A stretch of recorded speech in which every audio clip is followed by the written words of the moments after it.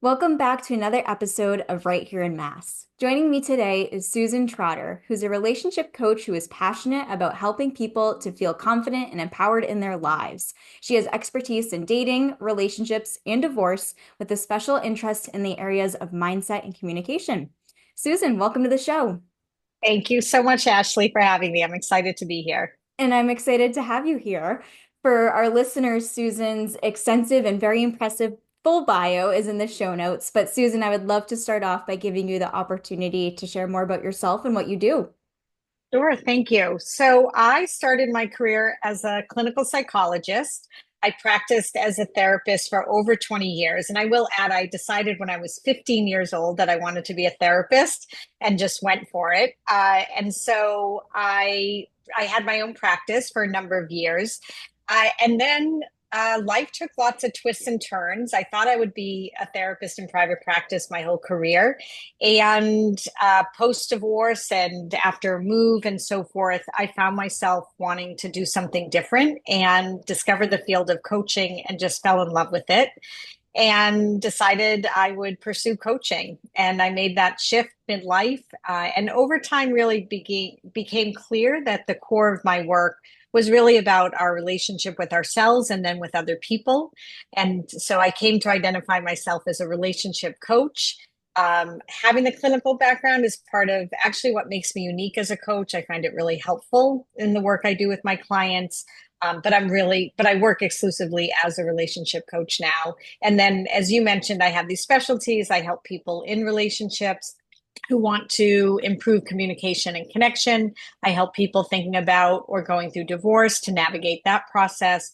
And then I have expertise in helping people who are single and dating learn how to successfully navigate the dating world. I love it. And so, transitioning from being a therapist to a relationship coach, I'm curious to hear what that transition was like. As you mentioned, your clinical background definitely plays a big role in what you do, but what was that overall process like of just shifting your focus from one thing to another? Yeah, it was definitely a process, especially because, as I said, I thought I would practice as a therapist forever. And at that point, I was working at a nonprofit and I had moved back to Massachusetts after being away for a long time. And so I just needed to get licensed and thought I'd continue on my merry way. And that wasn't happening. So it was definitely it was a mindset shift for me to go from thinking about being a therapist to becoming a coach. There was a lot of curiosity about it, like how are they similar, how are they different, and there's overlap, and they are also very different. Um, and yeah, just really understanding it. I started my coaching practice while I was still at the nonprofit, and I did that for a while, as a lot of us entrepreneurs do. Sometimes we're in a job and then we start a business, and then for me, I had reached that tipping point where I couldn't expand my coaching practice anymore while I was still working at the other job. I didn't have time or energy or capacity. And so I took that leap and just didn't look back. And like a lot of people, once I took the leap and, you know, the sky didn't fall in. I was okay. Then I wish I had done it sooner for sure. But yeah, it was definitely just a process in terms of my thinking about it. One of the other things I think you'll find interesting when I was practicing as a therapist with my own practice, I thought of it as a clinical practice, not a business. It was only when I became a coach and started my coaching business that I had that shift in my thinking. And it was a 180. I mean, it was completely different how I thought about it, how I approached it, and what I did. It was fascinating to just observe myself and the shift as I made that change. That's an interesting point that you bring up there about having a change in mindset of thinking about it from just a practice to now a business. Do you mind going a little bit deeper into that, into what that differentiator was, or how exactly your mindset shifted on that? Yeah, absolutely. It's funny. I was doing a networking call with Alyssa Knapp just before this, and we were talking about this a little bit. So when I was practicing as a therapist, I mean, a lot of my clients came through insurance. I accepted insurance at the time. I I didn't really need or feel the need to do marketing.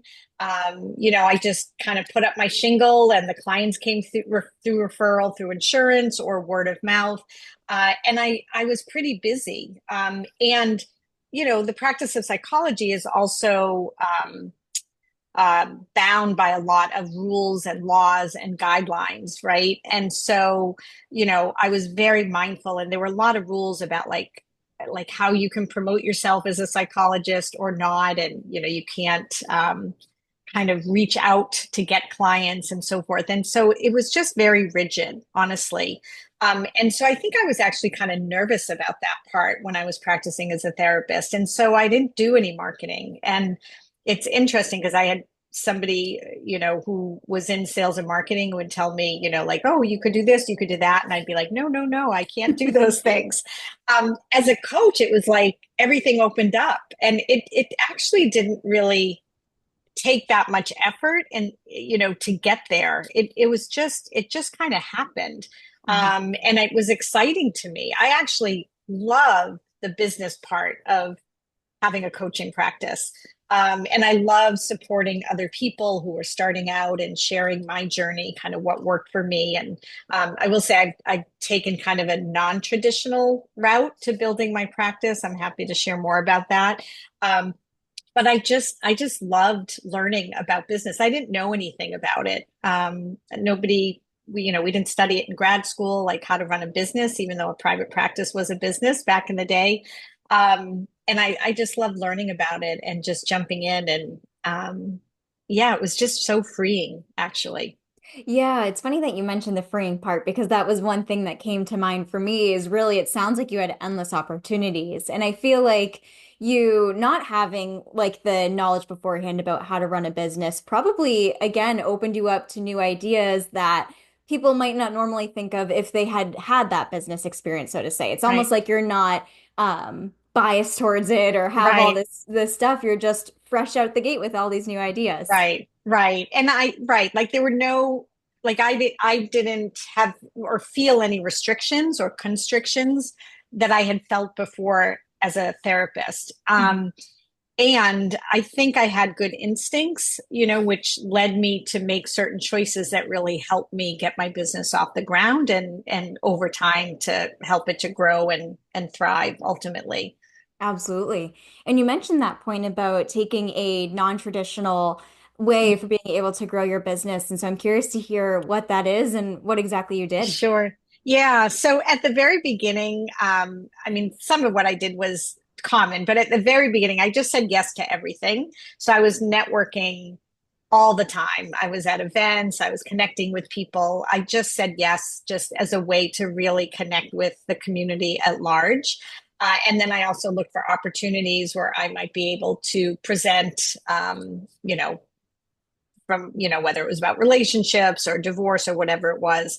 The non-traditional part was me really not doing all the things that people say you should do.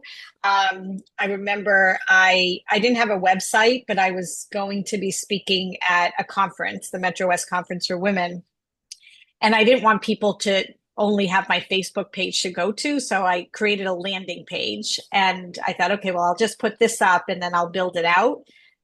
11 plus years later, like I actually still haven't built it out. and I think about it, like I'd like to do that. It would be nice to have more for people to read and go to and so forth. And I just haven't gotten to it. I contribute to a lot of articles, but I'm not blogging regularly. I'm on social media a lot, but I don't kind of follow the rules of, 3 times a week and different kinds. And I don't even know what the rules are. You're the expert in that. So maybe you can give me some hints. But I just didn't really do all those things that, most business coaches or people with expertise like you have would say, this is what will help you. I think what I did is I networked a lot. I found avenues to not sell myself, but to like share information that showed my value to people, like what I have to offer. I'm not I mean, I teach webinars and I used to do workshops, and oftentimes, like, I'll forget to promote myself at the end, because I just get excited about sharing information that's going to help people. And then the other thing, but what I did do in terms of, is particularly social media, is just show up, Mhm. to support other people, to share resources, to connect people. Um, I'm a connector by nature, and given the nature of the work I do, I also like to support people, and so I just showed up consistently in that way. And I think over time people got to know me through those kinds of avenues, and understood what I did, and so that then developed kind of more of that organic piece and led to more word of mouth kind of referrals. The third thing, so it's networking, it's just showing up consistently to support other people. And then the third thing I did, is that I aligned myself with organizations who shared my values and whose mission aligned with mine. And those organizations became good referral sources for me as well. And so, I didn't do kind of all the things, but I kind of developed my own process that ended up working, thankfully, really well for me. And I think allowed me to, um, sh- present myself in a really authentic way, which I think is so important because, especially in this kind of work, like, I'm my brand, like, people want to Yes. either work with me or they don't want to work with me. And I think, it becomes essential then for me to present myself to the world in a really authentic way, so we can assess whether or not it's the right fit. Absolutely. And that single landing page that you still have 11 years later is such a testament to the work that you've done to showcase your credibility and your expertise, which is really what you alluded to in terms of how you've been able to grow your coaching business and being able to make all these different relationships. And it reminds me of one of my favorite quotes, and I forget who said this, but it's the concept of the best kind of marketing doesn't feel like marketing. And so, Right, really, what you've right, done with networking and building relationships and joining like-minded organizations, those are forms of marketing in a sense, but really, right, it's at the core of those human connections. And that's, of course, where right. you thrive and where you excel in. Right. Absolutely. Like it, I mean, I'm a relationship coach and my marketing has been all about relationships, a hundred Mhm. percent. And I don't know that I could have done it any other way, honestly. It just felt most right for me. And thankfully it worked to help me Yes. grow my business and be able to reach people and impact people. Absolutely. And I'm glad that you brought up the point about joining organizations because I feel like some people kind of tend to forget about that, thinking about like the Mhm. collaborative approaches that they can take. And so I also know that one struggle that people might have when they're thinking about joining organizations is that it's almost like analysis paralysis. Like there's so many Mhm. groups. How do you know which one to choose? How do you know how to dedicate enough time to it and get the most out of it and whatnot? And so, knowing that you've had so much success in a handful of groups, what's your recommendations around that for just finding the right places and then also being able to get the right bang for your buck, so to say? Yeah, absolutely. And I will say, like, I not all groups that I've joined did I continue in, right? Like, there is Mhm. some trial and error. And, sometimes you just need to jump in and see what it's about. And sometimes it might work for a little while and then it might not be working after a period of time. And that's okay too. I mean, I've had some groups that I've been in where, I joined, I signed up, I was paying a fee, for maybe a year or two. And then I was like, it's not working for me on a lot of different levels, and so it's time to go. I think it's good for people who might be new in business, like, to observe for a little bit, some of these groups and organizations and get a sense of how they work. I think looking for opportunities to kind of be a guest, whether it's at an event or at a meeting, so that you can get even more of a flavor of the business. I'm very also value based in my work, and I think that part is really important. Whether you're collaborating with other, entrepreneurs or with organizations, I think it's just like any relationship. I always tell my dating clients, like, shared values is foundational for a good, healthy relationship. And that's true for all kinds of relationships. So I think it's really important for people, to do their research and understand what the values are that different organizations may abide by, function on, and make sure that that aligns with your own as well. The other thing, like there are so many business focused organizations, and those are great. I know you and I are in a lot of the same groups and so forth. And again, some of it may be trial and error. But the other thing that's been really beneficial for me as well is showing up a lot in community groups. So like your town groups or your regional groups and so forth. And there's so many different groups out there. But one of the things that's also, excuse me, helped me, and this wasn't intentional, but I've become kind of like a community resource for people. I have a very extensive referral list, and it's kind of my own version of Angie's List without being monetized yet. But people have come to know me as somebody who like has a person or people to refer, like for a million different things.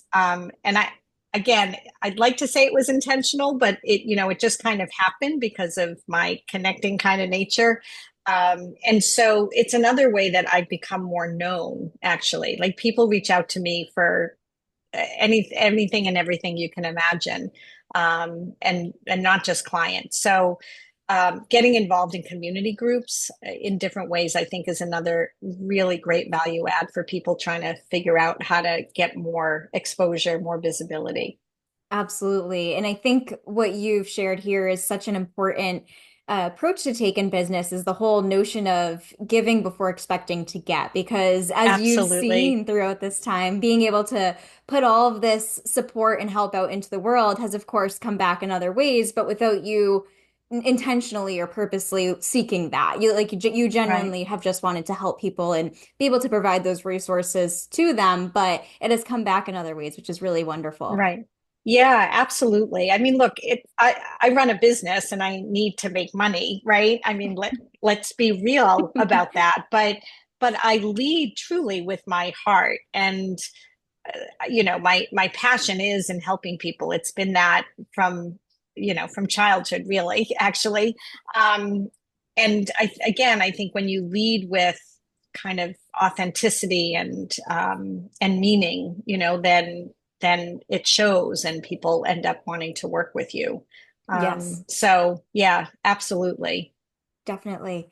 And for anyone who's listening to this episode who it may be following a similar career path to you, where they are a therapist and perhaps looking to break out and start their own coaching business, you brought up a great point earlier about starting your practice while you were working at that nonprofit. But what other advice would you give to someone who might be in those same shoes or following a similar path with just getting started?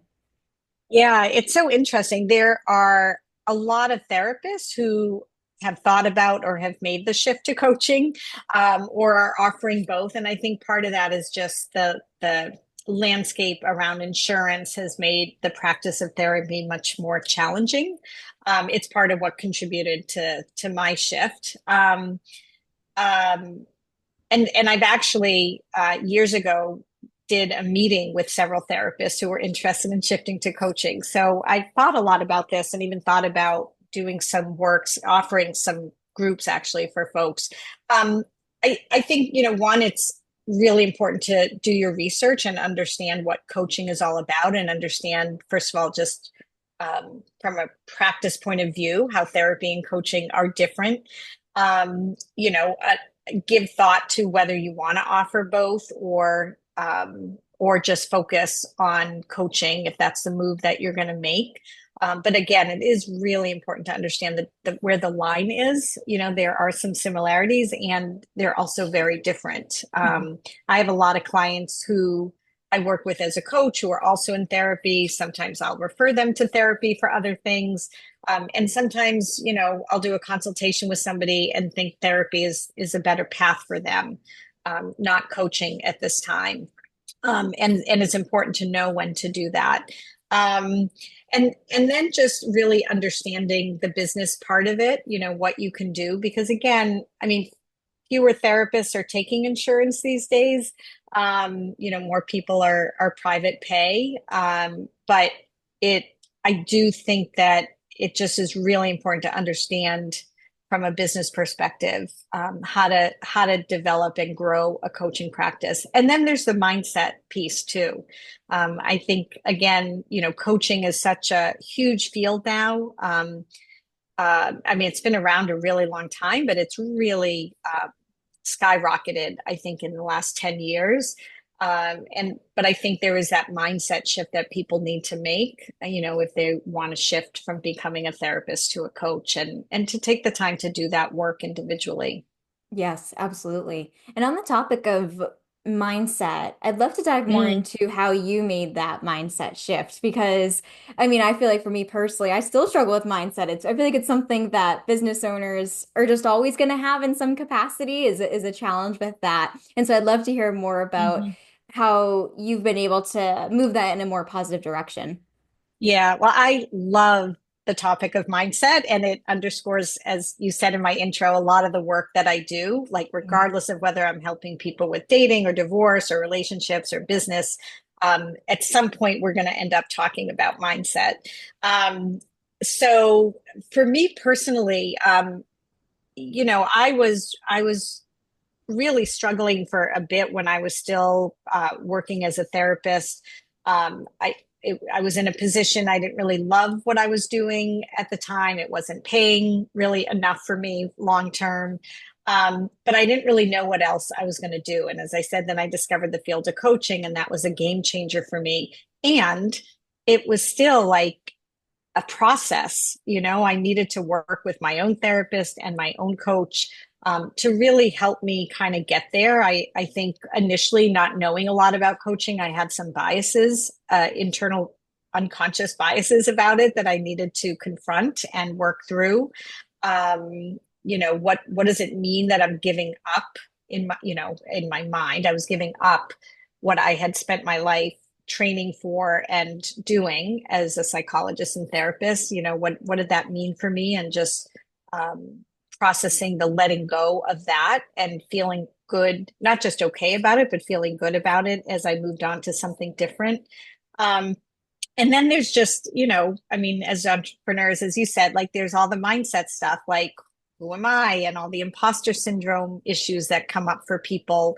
And how do I do this? And what makes me different or better or whatever? What can I do to be successful? And it's an ongoing process. I mean, I coach my clients and I teach about mindset all the time. I'm very focused on language, the words that we use with ourselves, like in our own heads or out loud. I think words are really powerful. And so I'm regularly paying attention to how I'm talking to myself throughout this journey, and the words that I use. And I always say I'm human first. I don't get it right 100% of the time, and I always tell my clients that too. Like, you're going to make mistakes, you're going to falter sometimes, and that's okay. The Mhm. question is, what do you then do with that? Do you Right. get stuck in the faltering, the questioning, the self-criticism and so forth, or do you rise up and get the support that you need to help yourself shift from that? Mhm. And even if people, you know, not just falter maybe in how they're talking to themselves or how they're feeling, but even if you have failures in business, and I'll put failures in quotes again, I truly believe that those are lessons for us, that when things are going along smoothly, we just kind of go along for the ride. It's really when we hit bumps in the road that we pause and reflect. And it's often when we seek out help. And it's those moments in our lives, whether it's personally or in business, that I think have the greatest opportunities for growth and change. And I think sometimes it's hard to see that or feel that in the moment, when you're in the thick of it. And if you can tuck that away and keep that in mind, it can really help you through those rough patches that we all have had or will have in our businesses at some point. Oh, yes. Oh my gosh, you gave such great advice there. And I love everything you shared, and especially the point that you brought up about how you're very mindful of how you're talking about yourself or what you're thinking about yourself, because it's so true. I've been taking a mastermind for the past few weeks, and that's one thing that the facilitator keeps hitting home is being incredibly mindful and aware of your thoughts, like your feelings, what you're saying about yourself, and being really intentional about redirecting those as they come up if they're negative. And it's really hard to do, but when Right, you are able to be consistent about that, I feel like I've noticed a difference in that. And I think that was just a really good point that you shared, because it's the whole notion of thoughts become things. So negative thoughts right, happen and positive thoughts right. happen.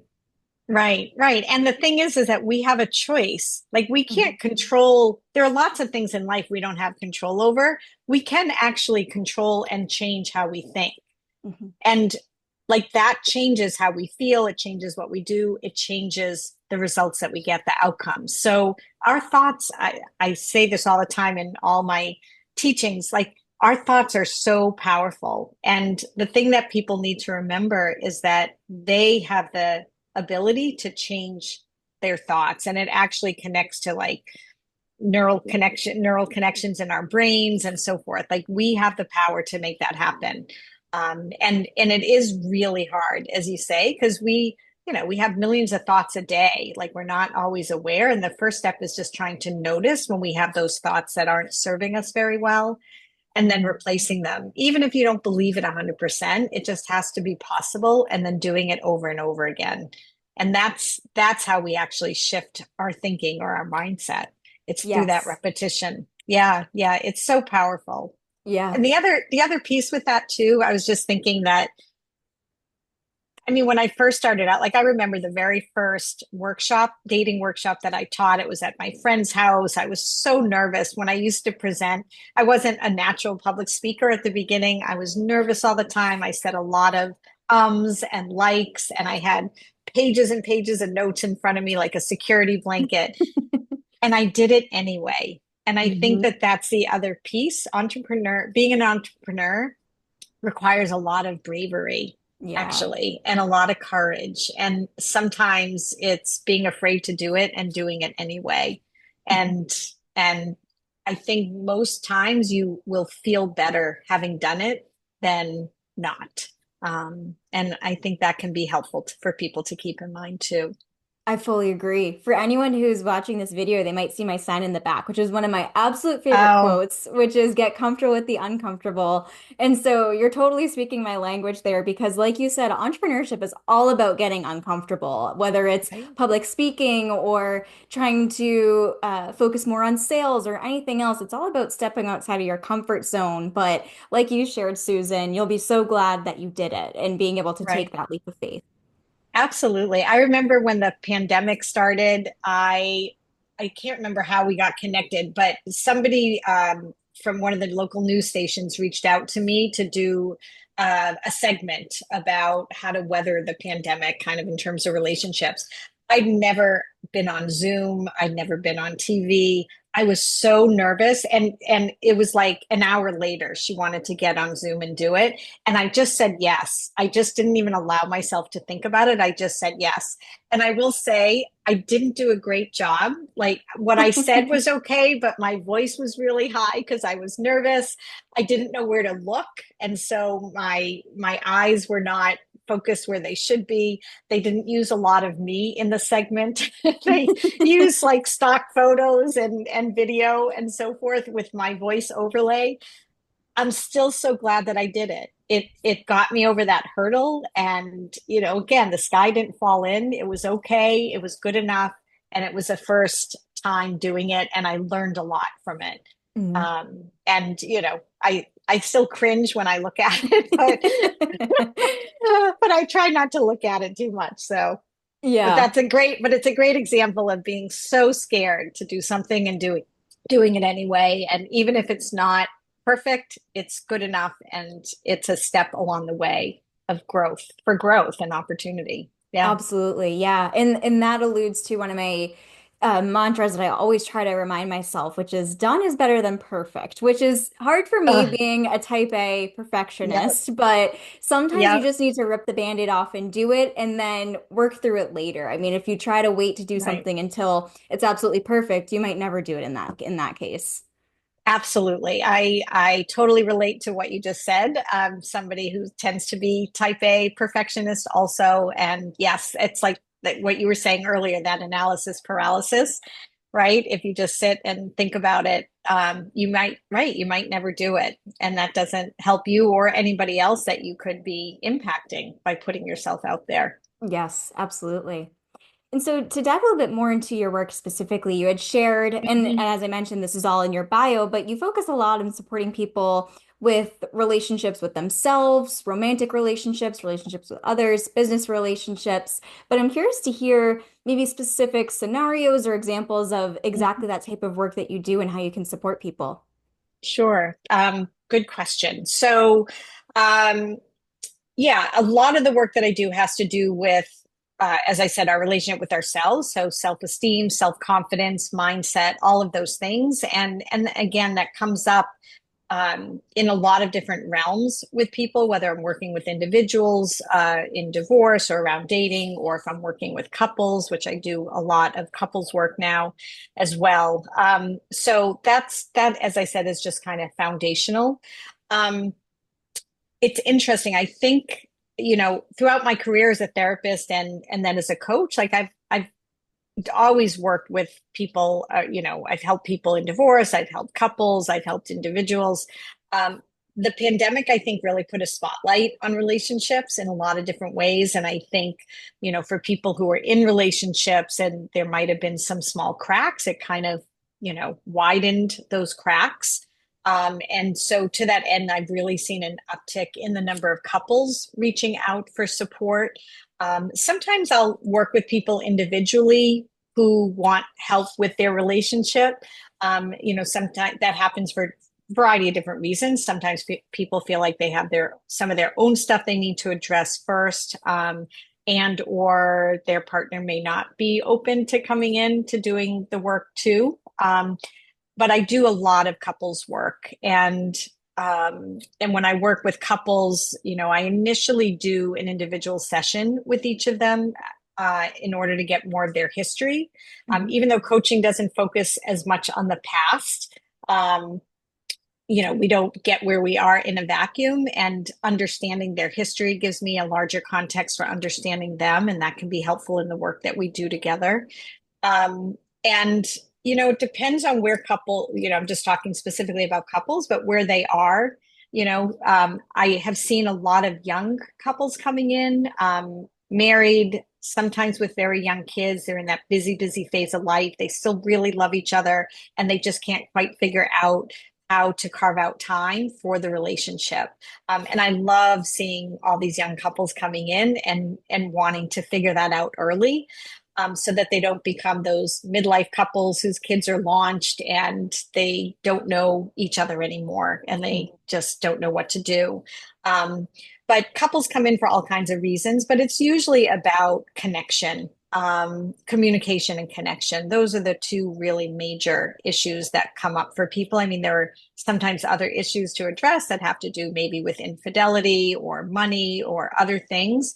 But communication and connection are usually underlying a lot of that. And so, we focus on that. I mean, we talk about it in the sessions, and they also get homework sometimes of sorts. There may be articles to read, there might be exercises for them to do, things for them to practice and try to integrate that we've talked about. That I want them to try to start trying to incorporate in their everyday life. And with couples, sometimes they think, oh, in order for us to feel more connected, we have to plan a date night, and it needs to be this big, elaborate date night. And really, it's in the little moments in everyday life that you are nurturing the relationship. It's, greeting each other, hello and goodbye. It's looking for opportunities to connect. It's acknowledging each other. It's being respectful of each other. Um, There's a couple therapists, psychologist John Gottman and his wife Julie. They've done a lot of work in the relationship realm, and they talk a lot about how, in any given opportunity, we have a choice to respond in a way that moves us away from somebody, against somebody, or towards somebody. And, against somebody is creating conflict, away from somebody is creating distance, and moving towards somebody is about connection. And so it might be something as simple as, you're on your laptop, you're in the middle of something, and your partner comes in and says, "Oh, I got to tell you something." And you have a choice. You can ignore them, which is going to create some distance. You can snap at them.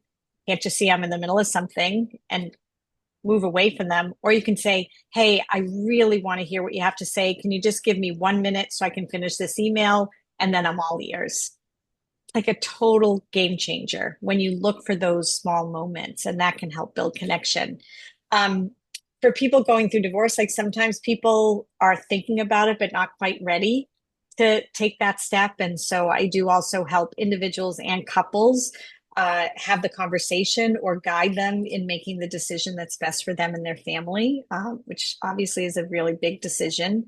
And then for people who might be going through divorce, it's about helping them both on practical levels as well as emotional levels, and really helping them find ways to manage all the emotions so that they don't get in the way of the important decisions they need to make about their assets and their children. And then on a practical level, helping them get organized, connecting with the right professionals, and just in a lot of different ways. Communication, too. I do a lot of communication work, sometimes helping them draft messages to their spouse or their attorney, for example. And then the dating stuff is totally different and really fun. I help people launch dating profiles, pick pictures, write them, all of it.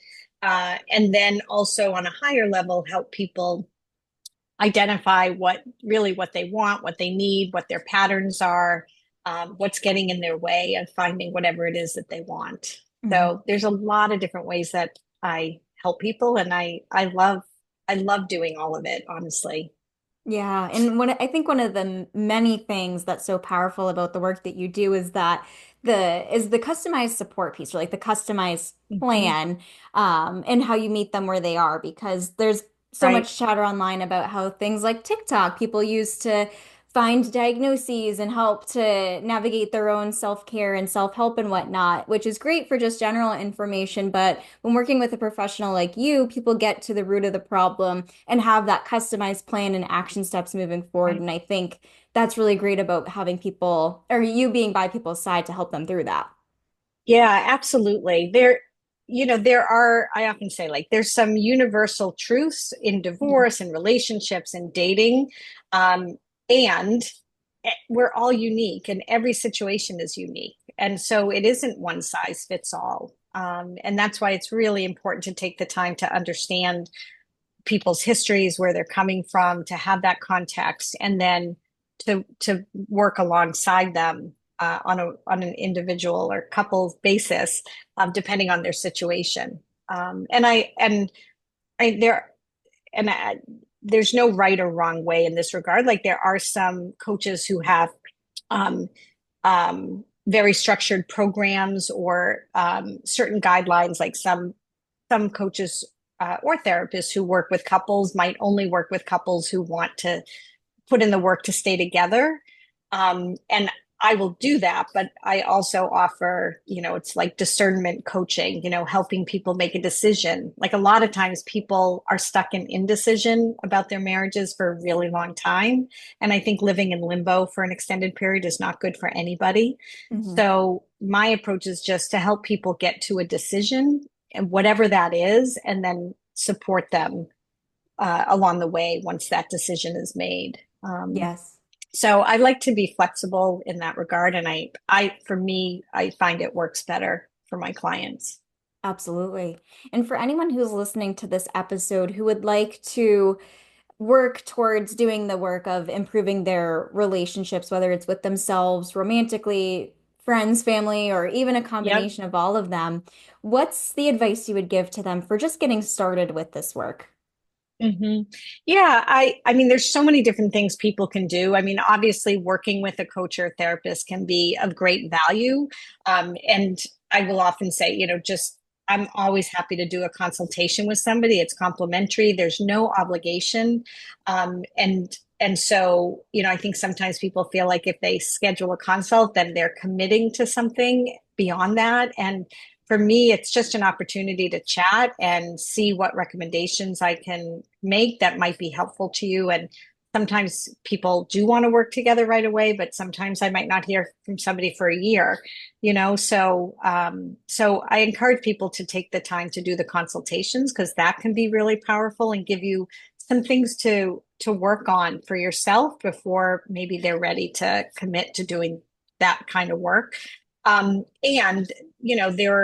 there are groups, there are so many books that people can read that are about relationships or self-esteem or confidence, or dating or whatever the case might be. People can journal, looking for like accountability partners if that might be helpful to somebody.